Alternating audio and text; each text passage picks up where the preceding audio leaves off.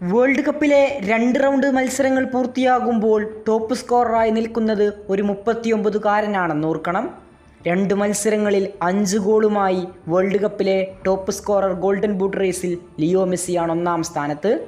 World കപ്പിലെ all time top സ്കോററായി Miroslav ക്ലോസയെ മറികടന്ന ലിയണൽ മെസ്സി ഇനി വേൾഡ് കപ്പിൽ എന്തൊക്കെ ചരിത്രങ്ങളും എന്തൊക്കെ റെക്കോർഡുകളും പഴങ്കഥയാക്കുമെന്ന് കാത്തിരുന്നു കാണണം. വിശ്വസിക്കാനാകുന്നില്ല.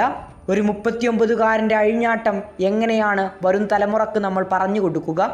അത്രക്കും അവിസ്മരണീയ പ്രകടനമാണ് 39-കാരനും ലോകത്തിലെ ഏറ്റവും മികച്ചവനുമായ ലിയോ മെസ്സി പുറത്തെടുക്കുന്നത്.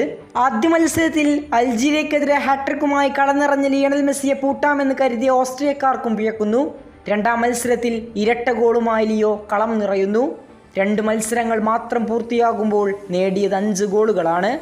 ഇന്റർ മിയാമി ജേഴ്സിയിലെ അതേ ഫോം ലിയോ മെസ്സി വേൾഡ് കപ്പിൽ അർജന്റീന ജേഴ്സിയിലും ആവർത്തിക്കുന്നു.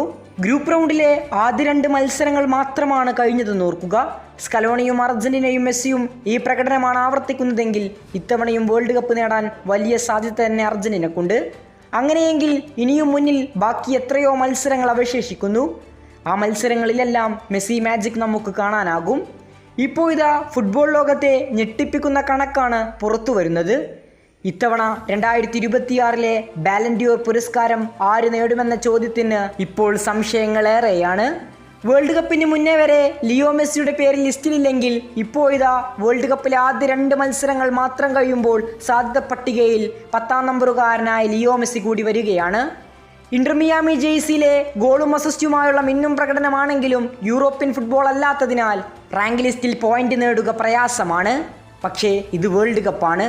ലോകത്തിലെ ഏറ്റവും മികച്ച രാജ്യങ്ങൾ പങ്കെടുക്കുന്ന, ലോകത്തിലെ ഏറ്റവും മികച്ച താരങ്ങൾ പന്തു തട്ടുന്ന ടൂർണമെൻ്റാണ്. അവിടെയാണ് മെസ്സി അവിസ്മരണീയമാക്കും വിധം ഫുട്ബോൾ ലോകത്തെ വിറപ്പിക്കുന്ന പ്രകടനം നടത്തുന്നത്.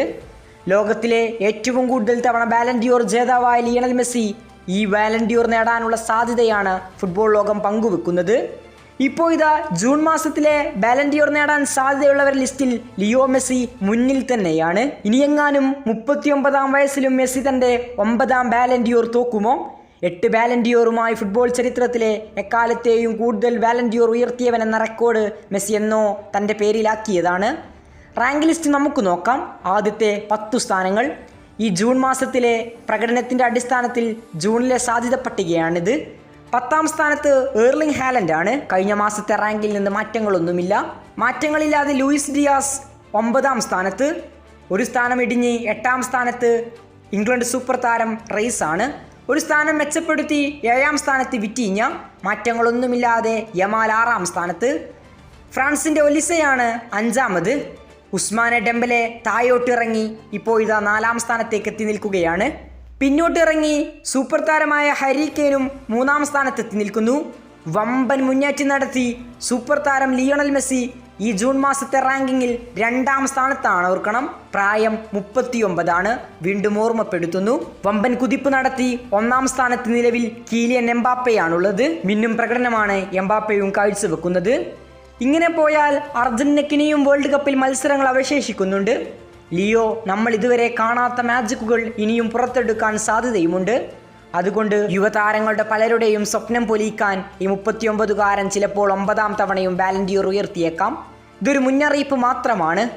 കൂടുതൽ ഫുട്ബോൾ വാർത്തകൾക്കും വേൾഡ് കപ്പ് വിശേഷങ്ങൾക്കും വേണ്ടി നമ്മുടെ ചാനൽ ഇപ്പോൾ തന്നെ മറക്കാതെ സബ്സ്ക്രൈബ് ചെയ്യുക.